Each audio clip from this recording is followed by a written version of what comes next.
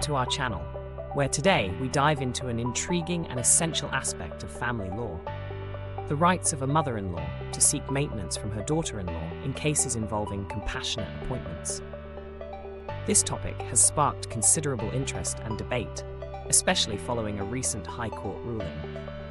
To begin, let's explore the concept of compassionate appointment. It is a provision allowing for the appointment of a family member to a job when the primary breadwinner passes away, ensuring the family's financial stability. But what happens when the mother-in-law claims maintenance from the daughter-in-law appointed under such circumstances? This legal question has been addressed by a recent High Court judgment, which has set a precedent in these cases.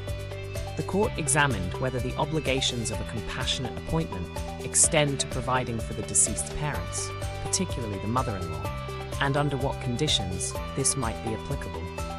Let's break down the ruling.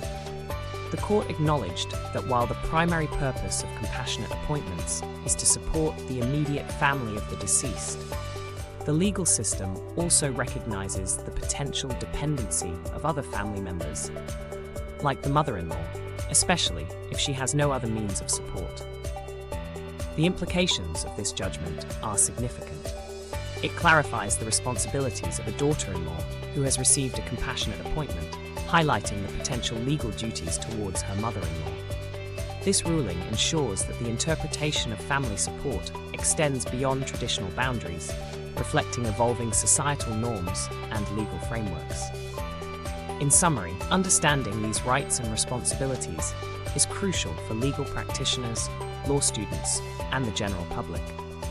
It empowers individuals with the knowledge needed to navigate familial and legal obligations effectively. We hope this video has provided you with valuable insights into this complex legal area. If you have any questions or would like to share your thoughts, feel free to leave a comment below. Don't forget to subscribe for more informative content on legal rights and family law. Thank you for watching.